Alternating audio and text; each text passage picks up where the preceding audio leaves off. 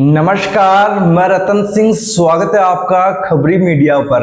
जिला झुंझुनू के गुड्डा गोरजे में शुभकरण चौधरी जी के द्वारा जन सुनवाई रखी गई। तो चलिए उनसे बातचीत करेंगे कि किन किन मुद्दों को लेकर बातचीत बनी। क्या झुंझुनू विधानसभा के उपचुनाव में शुभकरण चौधरी का जलवा देखने को मिल सकता है?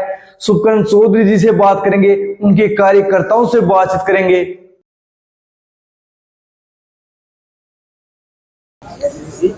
खबरी मीडिया पर आपका बहुत बहुत स्वागत। धन्यवाद। राम राम। सर, ये इतना बड़ा प्रोग्राम क्यों रखा गया था आज उदयपुर में? उदयपुर मेरी कर्म स्थली है।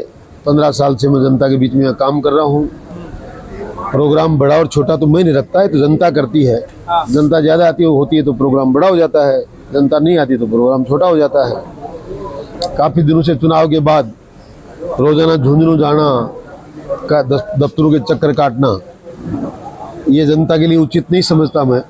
इसलिए मैं मात्र उदयपुर नहीं, हर विधानसभा में इसी प्रकार की जन सुनवाई रखूंगा 5 साल।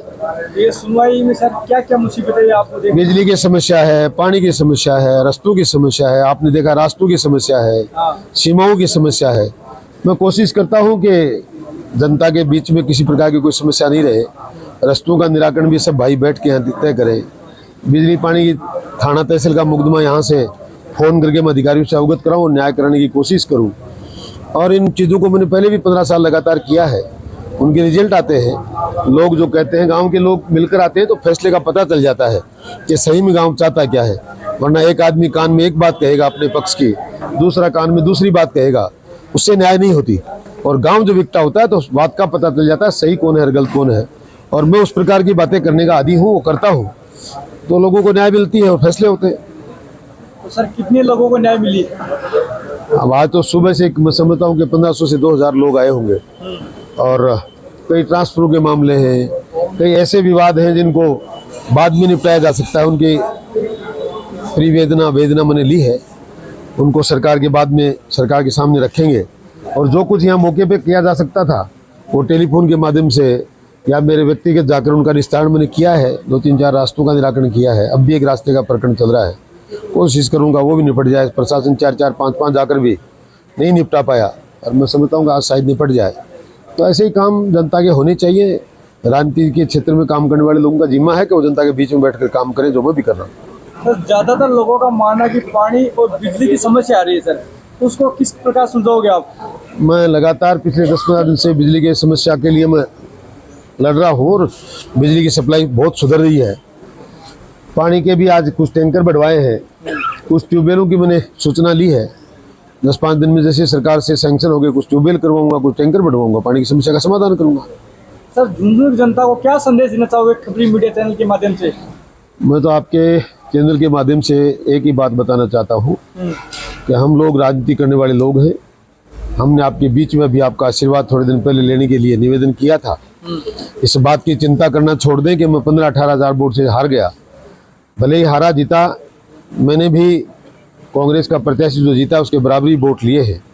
सरकार चूँकि हमारी दोनों जगह है, जयपुर में और दिल्ली में, इसलिए मेरा जिम्मा ज़्यादा है हारने के बाद भी कि मैं लोगों के काम करवाऊँ। इसलिए लोग बेफिक्र होकर अपने कामों को लेकर मेरे पास आएँ। मैं पूरी कोशिश करूँगा हर एक व्यक्ति का काम करूँ, हर एक व्यक्ति को न्याय मिले। और जो विश्वास रखकर उन्होंने मेरा साथ दिया है वो विश्वास बनाए रखें और हमेशा हार जीत को दरकिनार रख के कोई भी काम हो मेरे पास आए। मैं कोशिश करूंगा कि मेरे घर पे आने वाला कोई व्यक्ति खाली नहीं जाए। पूरी झुंझुनू लोकसभा का आप ही जिम्मा रहेगा क्या सर? बिल्कुल, चुनाव मैंने लड़ा है तो मुझ पे ही रहेगा और मैं जिम्मा लेने को तैयार हूँ। मैं जिम्मा संभाल भी रहा हूँ। ठीक है सर, धन्यवाद। धन्यवाद। आज आप भाजपा कार्यालय पहुंचे हो, तो आप किस लिए पहुंचे? आज यहाँ पे शुभकरण चौधरी साहब की जन सुनवाई थी, कार्यकर्ताओं को और जनता को लेके। जन सुनवाई का मुख्य मुद्दा क्या था? यहाँ पर पहुंचे हैं। मुख्य मुद्दा तो यह था कि विधानसभा चुनाव के बाद में उदयपुर जैसे नेतृत्व विहीन हो चुकी है। तो यहाँ की जनता के सामने बिजली पानी की समस्याएं उत्पन्न हो गई। किसी का कोई मुकदमा, किसी का रास्ते का विवाद, ये यहाँ पे हो गया। यहाँ का कोई धनी धुरी नहीं है। तो शुभकरण चौधरी जी यहाँ उदयपुर उनकी क्रम स्थली है। तो वो चाहते थे कि हमारी उदयपुर वाटी के लोगों की एक बार पीड़ा सुने और उनका समाधान करे। तो उन्होंने आज यहाँ पे कार्यकर्ताओं का सम्मेलन जन सुनवाई के रूप में रखा, सबकी पीड़ा सुनी है उन्होंने।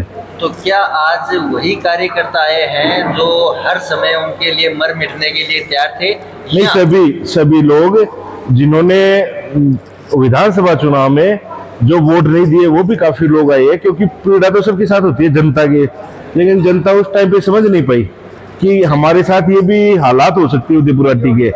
अब इतने हालात बिगड़ चुके हैं यहाँ पे, स्थानीय जो विधायक है उनको तो कोई मतलब ही नहीं है। तो अब गलती हो गई उनसे, लेकिन फिर भी जनता, काफी लोग आए थे, पक्ष विपक्ष सभी आए हम हैं। मानते हैं आपकी बात गलती हो गई, विधानसभा में वोट नहीं दिए वो लोग भी यहाँ पर आए, बताए आप। उसके बाद में लोकसभा चुनाव आया था, उसमें भी बस यही वही तो रेशियो रहा है, जो विधानसभा में वोट आए थे वही लोकसभा में आए।